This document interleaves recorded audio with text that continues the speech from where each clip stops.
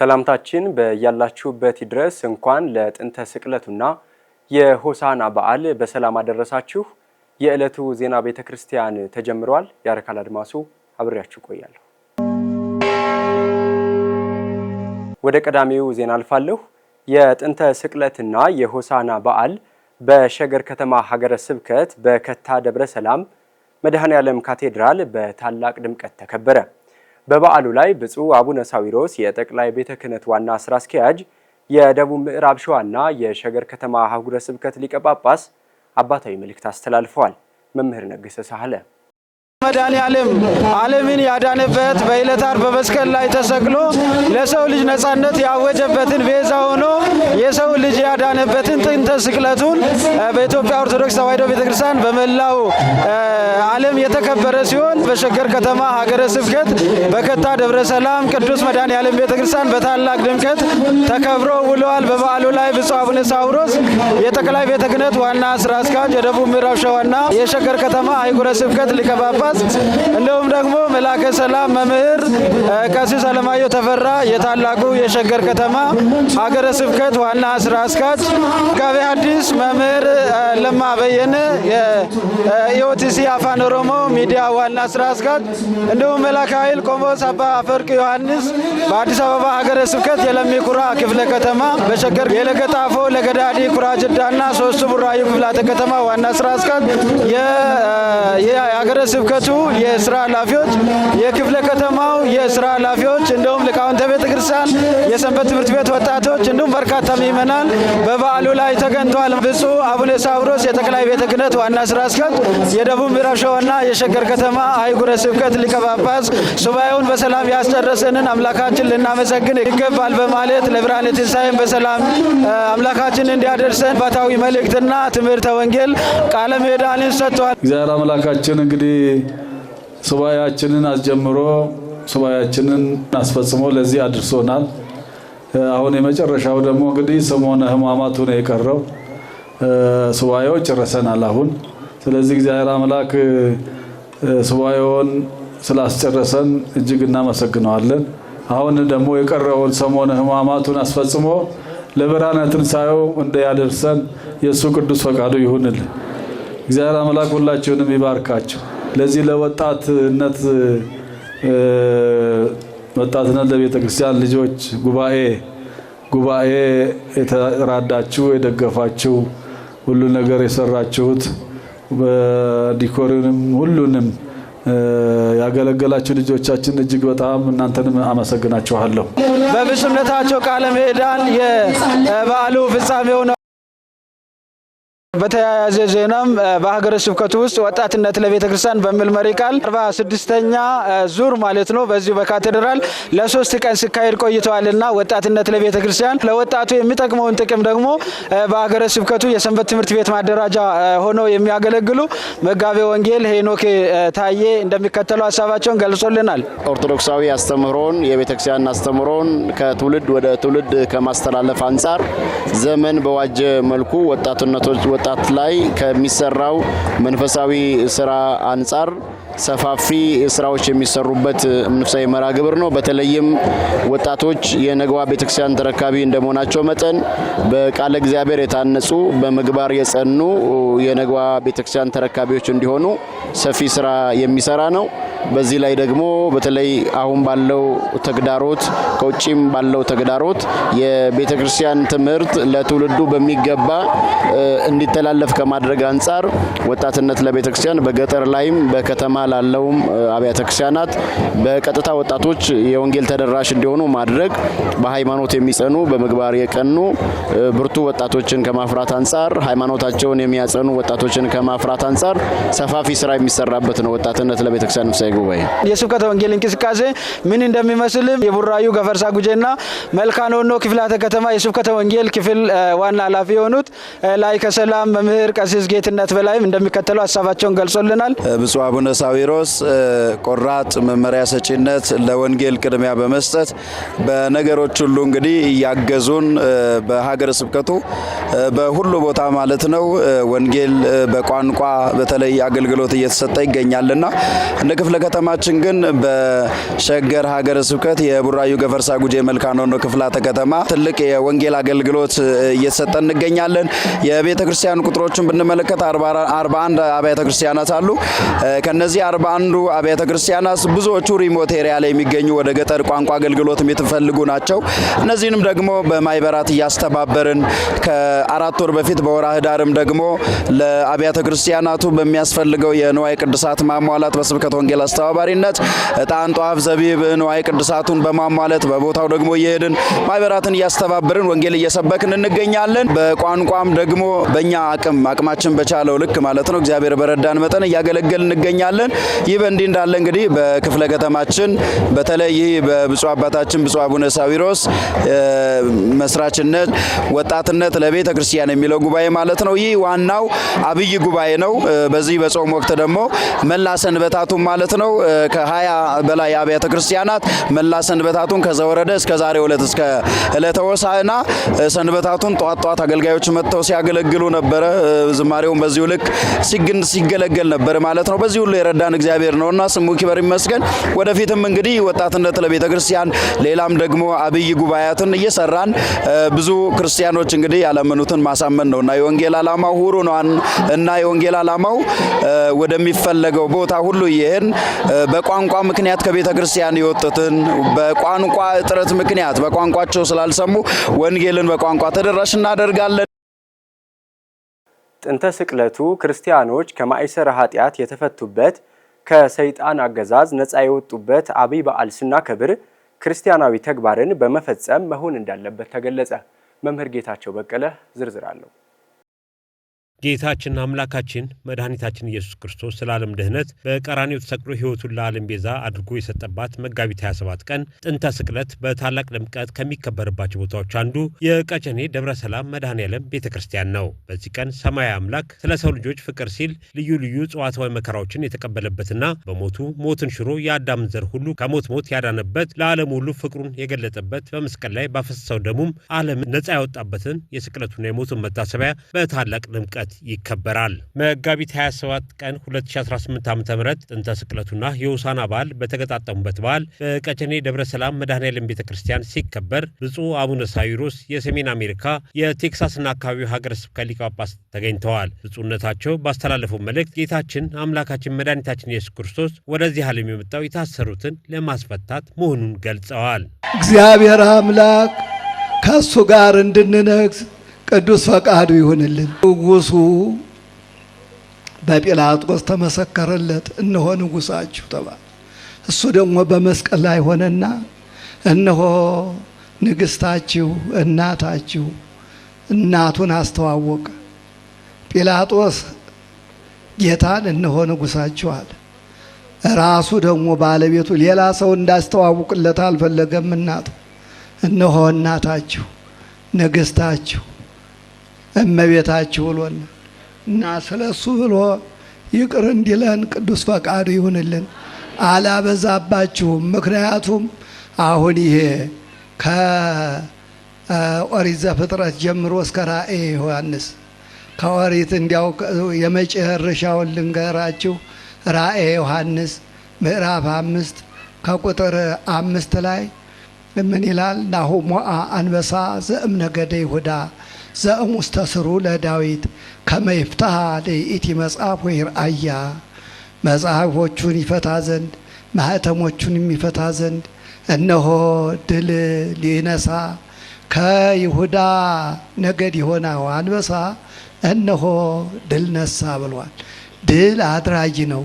ክርስቶስ የነገሰ ሁሉ ወገኑን የተማረኩትን ሁሉ ያስመልሳል፣ ያድናል፣ ይታደጋል፣ የብረቱን መዝጊያ ይሰብራል፣ ሰንሰለቱንም ይቀጠቅጣል። ስለዚህ ቸሩ መድኃኔዓለም የድል ባለቤት የክብር ንጉሥ ሁሉንም ቀጠቀጠው፣ ዓለምን ድል ነሳው። ጽንዑ እስመ አነ ክወላ ዓለም፣ እኔ ዓለሙን ድል ነስቼዋለሁና አይዟችሁ ድል ንሱ። ሞአ አንበሳ እነሆ የይሁዳ አንበሳ ድል ነሳ ተባለለት። አጸው ተሲኦል አድለው ሎቱ የሲኦል በረኞች አደሉለት። ነዋ ውእቱ ክርስቶስ፣ እነሆ ይህ ማን ነው አሉ። ይሄማ ምርኮ የሚገባው ምርኮይም ድል የሚገባው ምስጋና የሚገባው ክርስቶስ ነው ብለው ሰገዱለት። በር ለቀቁ እና የታሰሩትን ፈታ። አሁን ንጉሱ ወደዚህ ዓለም የመጣው የታሰሩትን ሊያስፈታ ነው። የብረቱን መወርወሪያ የብረቱን መዝጊያ ሊሰብር ነው። ያንን ሰንሰለት አዳም የታሰረበትን ሰንሰለት ሊሰብር ነው የመጣ እና ይህን እንረዳ ምእመናን። ዛሬ በምድር ላይ ክርስቶስ ነግሷል። በቤተ ክርስቲያን ሁልጊዜ ነግሶ ነው የሚኖር። ይቺ ቤተ ክርስቲያን ጸራዊተ ክርስቶስን ንጉሱን ክርስቶስን ተሸክማ የምትኖር ናት። ንቦች ታውቃላችሁ፣ ላውራቸው ማር ሳይሰሩ ምግብ ሳይሰሩ አያድሩም በሄዱበት ምንም አመጣው። እንዲሁም ይቺ ቤተ ክርስቲያን ለንጉሷ ለክርስቶስ ምስጋና ሳታቀርብ መላከ ሰላም አምደወርቅ ደሴ የቀጨኔ ደብረ ሰላም መድኃኔዓለም ቤተክርስቲያን አስተዳዳሪ እንደተናገሩት ሁለቱን ታላላቅ በዓላት እንድናከብር ያደረገን አምላካችን እግዚአብሔር የተመሰገነ ይሁን በማለት ገልጸው አክለውም በአሁኑ ወቅት ደብሩ የተለያዩ ልማት ስራዎችን እየሰራ በመሆኑ ምዕመናን የበኩላቸውን አስተዋጽኦ እንዲያደርጉ ጥሪያቸውን አቅርበዋል። በበዓሉ ላይ ሥርዓተ ሆሳዕናው የተከናወነ ሲሆን በመጨረሻም ጸሎተ ፍትሐት ተደርጎ የዕለቱ የበዓሉ ፍጻሜ ሆኗል። ይሄ ደብር ሁላችሁም እንደምታውቁት በልጅ ኢያሱ የተመሰረተ 100 ዓመቱን ካከበረ የቆየ ታላቅ ደብር ነው። ብዙ ሊቃውንት የነበሩበት አሁንም ያሉበት የታሪክ ማህደር ነው ይሄ ደብር። ከዚህ በተጨማሪ ያው ሁሌም እንደምንነግራችሁ ልማት ላይ ገና በመጀመር ያለ ደብር ነው። ሌሎቹ አድባራት በልማት አልፈውት ሂደዋል። ስለዚህ ሌሎቹ ከደረሱበት ለማድረስ አሁን የደብሩ ሰበካ ጉባኤ የደብሩ ልማት ኮሚቴ ስራ ላይ ነው ያለው። ድም እንደጀመርኩትኝ እንግዲህ ይሄ ደብር ያው ብዙ ልማቶችን ሰርቷል። አሁን የተሰሩትን ይህን ሰርቷን በማለት ጊዜያችሁን አልፈጅባችሁም። ግን ጅምር ላይ ያሉ ብዙ ልማቶች አሉ። በኮሪደር ልማት በወንዝ ተፋሰሱ ልማት ምክንያት የተነሱ የጸበል ቦታዎች ስራ ላይ ነው ያሉት። ስራ ገና አልጀመሩም፣ ግንባታ ላይ ነው ያሉት። እየገነባን ላይ ያለ ነው። ከዚህ በተጨማሪ የዚህ ሰፊ ህዝብ ልጆች የሰንበት ተማሪዎች ትምህርት ሃይማኖት የሚያጠኑት የሚማሩት በየገረገራው በየመቃብሩ ስር ነው። ምንም አዳራሽ የላቸውም። ስለዚህ ልጆቻችሁ ከኬጂ ጀምሮ እስከ መጨረሻው ድረስ በተዘጋጀው ስርዓተ ትምህርት ልጆቻችሁን ለማሳደግ አዳራሾች ያስፈልጉናል፣ ክፍሎች ያስፈልጉናል። ልክ በዘመናዊው የትምህርት ስሌት መሰረት ነው ቅዱስ ሲኖዶስ ስርዓተ ትምህርቱን ቀርጾ የሰጠን። ያ ትምህርት እየተከናወነ ነው ያለው። ግን አዳራሽ ስለሌለን በየመጠለያው ነው። እሑድና ቅዳሜ መጣችሁ ብታዩዋቸው በጣም ያሳዝኗቸዋል። ገና ህፃናት እዚያ ነው እየተማሩ ያሉትና ለነሱም የሚሆን ሁለገብ የህፃናት ማዕከል የወጣቶች ማዕከል የሆነ ህንፃ ለመስራት አሁን ጠረጋው አልቋል። ወደ ቁፋሮ እየገባን ያለ ነው። ከዚያ በተጨማሪ ይሄ ደብር የሚገርማችሁ ነገር ደጀ ሰላም እንኳን የለውም ምእመናን። ስለዚህ እሱንም ለመስራት ጠረጋው አልቋል። ወደ ቁፋሮ እየገባን ያለ ነው። ስለዚህ የምትችሉትን ብረት የምትችሉ አሸዋ የምትችሉ ሲሚንቶ የምትችሉ በማቴሪያል ከነገ ጀምሮ ማምጣት ትችላላችሁ። ልማት ኮሚቴውን እያነጋገራችሁ እኛንም እያነጋገራችሁ በዚህ እንድትተባበሩ ይሄን ማሳሰቢያ ለመስጠት ፈልጌ ነው። የጌታችንና የመድኃኒታችን የኢየሱስ ክርስቶስ የጥንተ ስቅለቱ መታሰቢያና የሆሳዕና በዓል በቦሌ ቡልቡላ ደብረ መድኃኒት መድኃኔዓለም ቤተክርስቲያን በታላቅ ድምቀት ተከበረ። ሰናይት ባንተ። መጋቢት 27 ቀን የሚከበረው ዓመታዊው የጌታችን የመድኃኒታችን የኢየሱስ ክርስቶስ የጥንተ ስቅለቱ መታሰቢያና ቀኑ ገጥሞ በዛሬው ዕለት የተከበረው የሆሳዕና በዓል በቦሌ ቡልቡላ ደብረ መድኃኒት መድኃኔዓለም ቤተክርስቲያን በታላቅ ድምቀት ተከብሯል። ለመላው ምዕመናንም ጸሎተ ፍትሐት ተደርጓል። በክብረ በዓሉ ላይ ብፁዕ አቡነ ማርቆስ የስብከተ ወንጌልና ሐዋርያዊ ተልእኮ መምሪያ የበላይ ሊቀ ጳጳስ፣ የሀገረ ስብከትና የወረዳ ቤተ ክህነት የሥራ ኃላፊዎች፣ የአድባራትና ገዳማት አስተዳዳሪዎች፣ ሊቃውንተ ቤተ ክርስቲያን አባቶች ተገኝተዋል።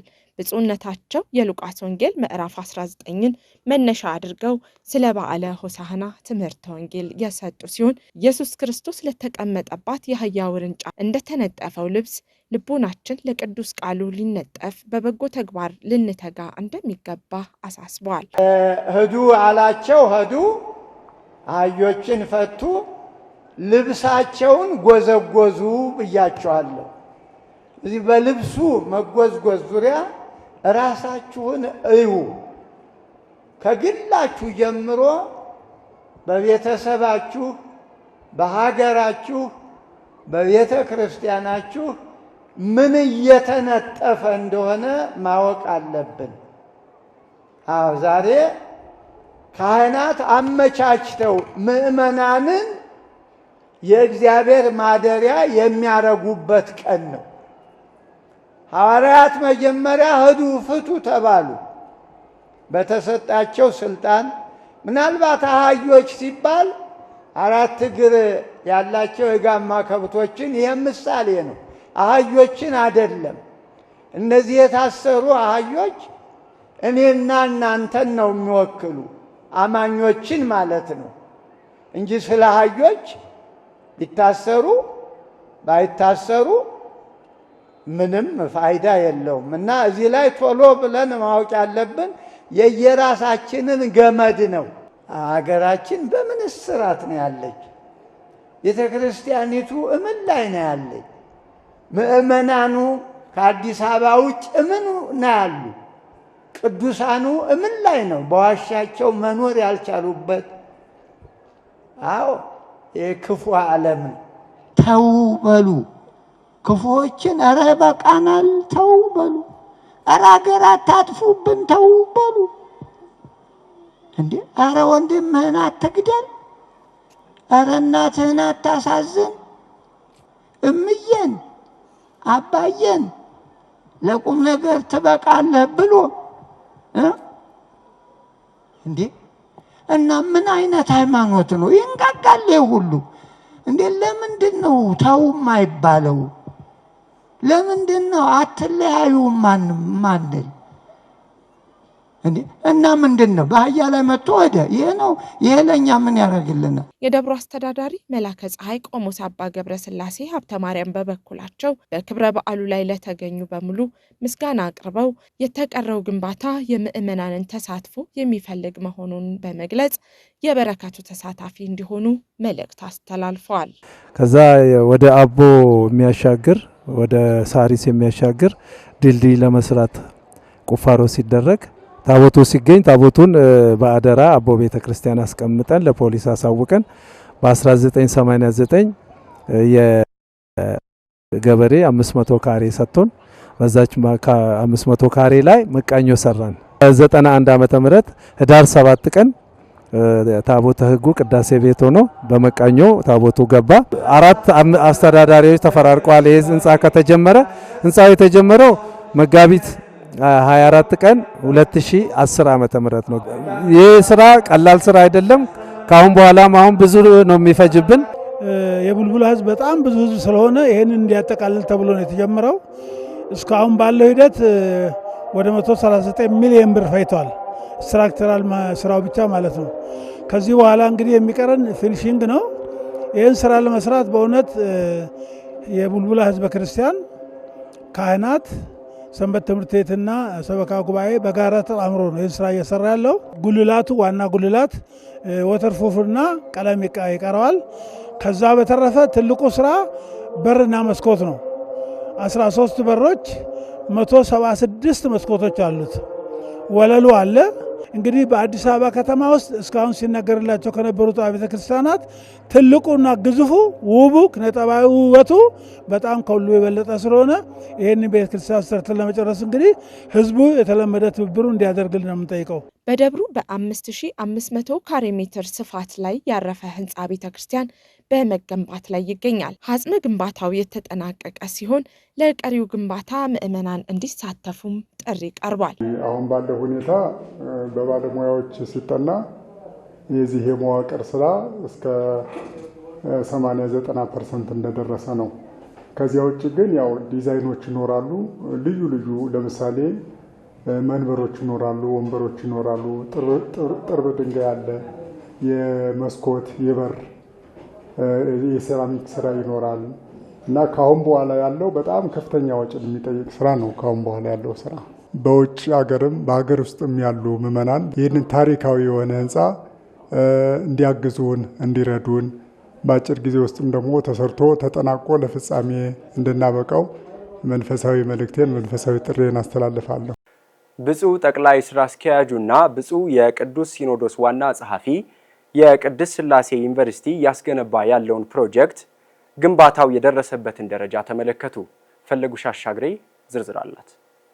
መጋቢት 25 ቀን 2018 ዓ.ም ብፁዕ አቡነ ሳዊሮስ የጠቅላይ ቤተ ክህነት ዋና ስራ አስኪያጅ እና የደቡብ ምዕራብ ሸዋ የሸገር ከተማ አህጉረ ስብከት ሊቀ ጳጳስና ብፁዕ አቡነ ዲዮስቆሮስ የቅዱስ ሲኖዶስ ዋና ጸሐፊ የራያ ሀገረ ስብከት ሊቀ ጳጳስ የቅድስት ሥላሴ መንፈሳዊ ዩኒቨርሲቲ እያስገነባ ያለውን ህንፃ ጎብኝተዋል። የቅድስት ሥላሴ መንፈሳዊ ዩኒቨርሲቲ ፕሬዝዳንት በሆኑት በብፁዕ አቡነ ፊልጶስ የደቡብ ኦሞና የአሪ ዞኖች ሀገረ ስብከት ሊቀ ጳጳስ ጋባዥነት ባለ 10 ወለል የሆነውን የህንፃ ግንባታ የደረሰበትን ደረጃ ብፁዓን አባቶች እየተዘዋወሩ ተመልክተዋል። ብፁዕ አቡነ ሳዊሮስ የጠቅላይ ቤተ ክህነት ዋና ስራ አስኪያጅ ዩኒቨርሲቲው ቤተ ክርስቲያኗ አለኝ ከምትላቸው ተቋማት መካከል አንዱ መሆኑን በመጥቀስ እየተከናወነ ያለውን የህንፃ ግንባታ መልካም ተግባር መሆኑን ተናግረዋል። እየተሰራ ያለው ህንፃ ስራው በጣም ጥሩ የሆነ በጣም በጥንቃቄ የተሰራ ልዩ የሆነ ስራ ነው። ህንፃው እየተሰራ ያለው በጣም እጅግ ደስ ብሎናል በማየታችን እና ልዩ የሆነ ስራ ነው። እንደው ለሚቀጥሉት ለትውልድ የሚተላለፍ ስራ ነው የተሰራውና ስለዚህ በጣም መልካም ስራ ነው። እንግዲህ እግዚአብሔር ያግዛችሁ፣ ስራችሁን ያቃናላችሁ። በጣም ጥሩ ነው። እጅግ ደስ ብሎናል። እግዚአብሔር ያክብርልን። እጅግ እናመሰግናለን። ብፁዕ አቡነ ዲዮስቆሮስ የቅዱስ ሲኖዶስ ዋና ጸሐፊ ስራ ሲሰራ ችግሮች ያጋጥማሉ፣ ይሁን እንጂ ችግሮችን እየፈታን የልማት ስራውን አጠናክረን እንቀጥላለን ብለዋል። ህንፃው እስከለተኑ ጥራት አለው። በጥራት እየተሰራ መሆኑ አይተናል እና ጥሩ ነው። እንግዲህ ያው ስራ ሲሰራ ያለ ፈተና አይሰራም። ውስብስብ የሆኑ ነገሮች አጋጥመዋል። ዞሮ ደግሞ እሱ ደግሞ ያው ቅዱስ ሲኖዶስ ደረጃ በደረጃ ያው መፍትሄ እየሰጠ ቆይቷል። ወደፊትም ዩኒቨርሲቲው የቅዱስ ሲኖዶስ ስለሆነ የሁላችንም ስለሆነ ያው ቅዱስ ሲኖዶስ ትኩረት እንዲያደርግበት ሁላችንም እናሳስባለን። ለነበረን ጊዜ ለተደረገልንም የጉብኝት ጥሪ ብፁዕ ሊቀ ጳጳሱን እናመሰግናለን። እግዚአብሔር ይስጥልን። ኢንጂነር ዮናስ አያሌው የፕሮጀክቱ ስራ አስኪያጅ እንደገለጹ ከተጀመረ 2 ዓመት መሆኑንና ይህ ህንፃ ሲጠናቀቅ ለዩኒቨርሲቲው ገቢ ማመንጨት የሚችሉ የንግድ ቢሮዎችና ቤተ መጻሕፍት እንዲሁም የአስተዳደር ቢሮዎች እንዲኖሩ ታስቦ እየተሰራ እንደሆነ ተናግረዋል። በአጠቃላይ ህንፃው ያረፈው የቢልት-አፕ ኤሪያው ያረፈበት 2700 ሜትር ካሬ ነው። በጠቅላላ ግን የሁሉም ፍሎሮች ሲደመር 24000 ሜትር ስኩዌር ወይም ሜትር ካሬ ላይ ያረፈ ህንፃ ነው። አገልግሎቱም ሚክስድ ዩዝ ወይም ለቅይጥ አገልግሎት ነው። አንድ ዩኒቨርሲቲ ዝቅተኛውን ተፈላጊ ስታንዳርዶች ሊያሟላ የሚችል ስማርት ክላሶች፣ እንደዚሁም መማሪያ አዳራሾች፣ የቤተ መጻሕፍት፣ የአስተዳደር ቢሮ አገልግሎት የሚሰጡ እንደዚሁም ከዘመኑ ቴክኖሎጂ ጋር በቀላሉ መፈጸም የሚያስችሉ የትምህርትና የመማር ማስተማር ሂደቱን ማሳለጥ የሚችሉ ህንፃዎች በውስጡ የተካተቱበት ቢልዲንግ ነው። እንግዲህ ህንፃ በአጠቃላይ ፕሮጀክቱ በእኛ ሀገር ኮንስትራክሽን ህግ ሜጋ ፕሮጀክት የሚባል ነው። ኢንጂነር ኤልያስ ድፋልኝ የፕሮጀክቱ ዋና ተቆጣጣሪ ናቸው። በንግግራቸው ግንባታው የዩኒቨርሲቲ ማስፋፊያ መሆኑን በመጥቀስ ይህ ህንፃ ሲጠናቀቅ ተቋሙን አንድ ደረጃ ከፍ ያደርገዋል ሲሉ ገልጸዋል። በዚህ የምንሰራው እንግዲህ የቅድስት ሥላሴ ዩኒቨርሲቲ ማስፋፊያ ፕሮጀክት ነው። ኤክስፓንሽን ፕሮጀክት ነው። ቤዝመንት ፕላስ ግራውንድ ፕላስ 8 የሆነ ትልቅ የዩኒቨርሲቲ ማስፋፊያ ፕሮጀክት ነው። ከ1 ቢሊዮን ብር በላይ የሆነ ትልቅ የዩኒቨርሲቲ ማስፋፊያ ፕሮጀክት ነው። ይሄ ህንጻ ሲያልቅ ዩኒቨርሲቲውን እንግዲህ ከፍተኛ ደረጃ ላይ ያደርሰዋል ብለን እናስባለን። ዩኒቨርሲቲው በአገራችን ካሉት ከቲዮሎጂ ኢንስቲትዩሽኖች ዋናውና ኤክሰለንስ ሴንተር ትልቁ ነውና ትልቅ ብራንድ ነው ለሱ የሚሆነው። አካባቢውም ቦታውም አይን ቦታ ስለሆነ ለዩኒቨርሲቲው ለአካዳሚክም ሆነ ለኢኮኖሚክ እንትኑ ትልቅ ከፍተኛ ፋይዳ የሚኖረው ፕሮጀክት ነው። ኢንጂነር ዮናስና ኢንጂነር ኤልያስ ባስተላለፉት መልእክት የተጀመረውን ግንባታ በተያዘለት ጊዜ ቢጠናቀቅ ሁለንተናዊ የሆነ ጥቅም ያለው በመሆኑ የሚመለከታቸው የቤተ ክርስቲያኗ መዋቅር በሙሉ በተለያየ መልኩ ድጋፍ ቢያደርጉ ቀሪው ግንባታ በአጭር ጊዜ ይጠናቀቃል ብለዋል። ሰው የሚፈራበት ዩኒቨርሲቲ ወይም ተቋም በመሆኑ ይህ ፕሮጀክቱን መሆን በጣም መልቲ ዳይናሚክ የሆነ ወይም ሁለንተናዊ የሆነ ጥቅም ይኖረዋል የዚህ ፕሮጀክት መጠናቀቅ። ስለዚህ የሚመለከታቸው ከላይኛው መዋቅር እስከ ታችኛው ድረስ ያሉ የቤተክርስቲያን መዋቅራትና በአጠቃላይ ይሄ ፕሮጀክት የሚመለከታቸው አጋርና ባለድርሻ አካላት አስፈላጊውን ሁሉ እንዲያደርጉ በዚሁ አጋጣሚ ጥሪ ማቅረብ ፈልጋለሁ። አመሰግናለሁ። ከመሰረት ያሉትን ዋናና ስራዎችን ጨርሰናል። ለመጨረስ ግን ያው የፋይናንስ አሬንጅመንቱ ከተስተካከለ በቶሎ የምንጨርሰው ነው የሚሆነው። የፋይናንስ ነገሩ ገና መስተካከል ያለበት ነገሮች ስላሉ ማለት ነው። ለብድር ነበር መጀመሪያ እንትን የሚደረገው። አሁን ዩኒቨርሲቲው በራሱ አቁም ነው እየሰራ ያለው እና ከፍተኛ ወጪ እየተወጣ ትልቁን ነገር ተሻግረን ይደርሰናል። ካሁን በኋላ ያሉትን አንዳንድ ነገሮች ግን ለመሄድ ከበላይ አካል ገንዘብም ሆነ አስተዳደራዊ ድጋፎችን ያስፈልገዋል። በሸገር ከተማ ሀገረ ስብከት ጀሞ ደብረ ብርሃን አቡነ ተክለ ሃይማኖት ቤተክርስቲያን 75 አዲስ አማንያን የሥላሴ ልጅነትን አገኙ። ተጨማሪ ያለን በሸገር ከተማ ሀገረ ስብከት ጀሞ ደብረ ብርሃን አቡነ ተክለ ሃይማኖት ቤተክርስቲያን 75 አዲስ አማንያን የሥላሴ ልጅነትን አግኝተዋል። በብፁዕ አቡነ ሳዊሮስ የጠቅላይ ቤተ ክህነት ዋና ሥራ አስኪያጅ የደቡብ ምዕራብ ሸዋና የሸገር ከተማ አህጉረ ስብከት ሊቀ ጳጳስ ለአዳዲስ አማንያን የሚከናወነው የቅድስት ቤተ ክርስቲያን ሥርዓትም ተፈጽሞላቸዋል።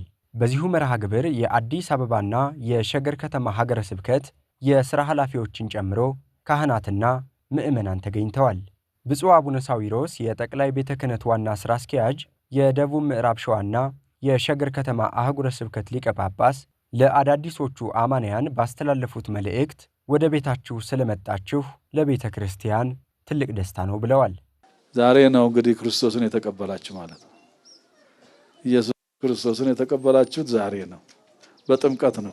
ከክርስቶስ ሰው ሲወለድ ነው በ40 ቀንና በ80 ቀን የሚቀበለው። ዛሬ ደግሞ እናንተ እንደ 40 ቀንና እንደ 80 ቀን ልጆች ሆናችሁ ከእግዚአብሔር ተወልዳችኋል።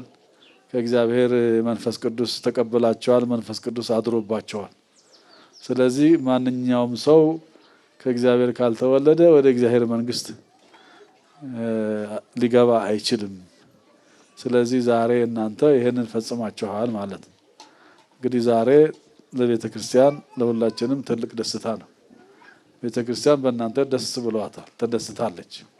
ምክንያቱም ወደ ቤቷ ስለመጣችሁ፣ እሷን ፍለጋ ስለመጣችሁ፣ ከክርስቶስ ስለመወለድ ወደዚህ ስለመጣችሁ ቤተ ክርስቲያን በጣም ደስ ብሏታል። መጋቢት 26 ቀን 2018 ዓ.ም የሥላሴ ልጅነትን ያገኙት እነኚህ አዳዲስ አማንያን በልዩ ልዩ ቤተ እምነቶች ውስጥ የነበሩ ሲሆን ከመጠመቃቸው አስቀድሞ በተለያዩ የሀገር ውስጥ ቋንቋዎች ለ2 ወር ሰፊ የስብከተ ወንጌል አገልግሎት አግኝተዋል ተብሏል። እኔ ጋሞኛ ያስተማርኩት ያው እንደ እግዚአብሔር መልካምና በጎ ፍቃድ ምስጢረ ጥምቀትና ክብረ ቅዱሳን ነው። 2 ወር በተከታታይ በየሮቡ በየሳምንት እየመጣው ሲያገለግል የነበርኩት። በቃ አዩኔ ሲመጣ ትንሽ ቤተክርስቲያን እየመጣው ጸሎት ሲያደርግ ራሰኛ ምን ነበር። ቅድም እነሱ ግን ሲቀቡኝ በቃ ሁሉም ነገር ደስ አለኝ። በቃ ውስጤ ቅቤ እንደተቀባ ነው እየተሰማልኝ። ከዚህ በላይ ያው ሰው ልጅ አሁን እግዚአብሔርን አግኝቶ ህይወቱን ከፈጣሪ ጋር ካኖረ ምን ይቅር ይለዋል? ምን ደስ የማይለው ነገር አለ? እነሱ ሲያስተምሩም ላካ እንደዚህ ነው እንደ በሚለው ነው የተመለስኩት። እኔ ጓደኞች እንዳለ ከነጋ አሁን እየተማሩት ያሉት ከዚህ በኋላ ያለውን ራሱ እንበረታታለን እያሉ ነው። ከዚህ ባሻገር ብፁዕነታቸው አዳዲሶቹ አማንያን ጸንተው እስከ መጨረሻው በቅድስት ቤተ ክርስቲያን እንዲዘልቁም የተጀመረው ትምህርተ ወንጌል ተጠናክሮ እንዲቀጥል በዚሁ ጊዜ መመሪያ ሰጥተዋል። ይህንን የጀመራችሁትን የማስተማር ስራ እስከ መጨረሻው መቀጠል አለባቸው። እስከሚዋሃዳቸው እስከሚጠነክሩ ድረስ በደንብ እስከሚገባቸው በደንብ እስከሚዋሃዱ ድረስ እስከሚዋሃዳቸው ድረስ ክትትል ማድረግ ያስፈልጋል።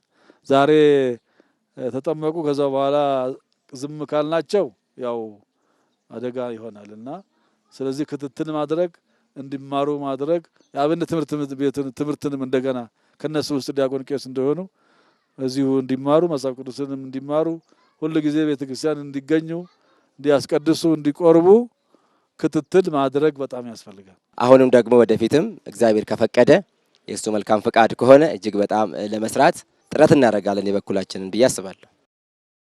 የሆሳዕና በዓል በሆሳዕና መንበረ ጵጵስና ደብረገነት ቅድስት ማርያም ቤተክርስቲያን በታላቅ መንፈሳዊ ስነ ስርዓት ተከብሯል።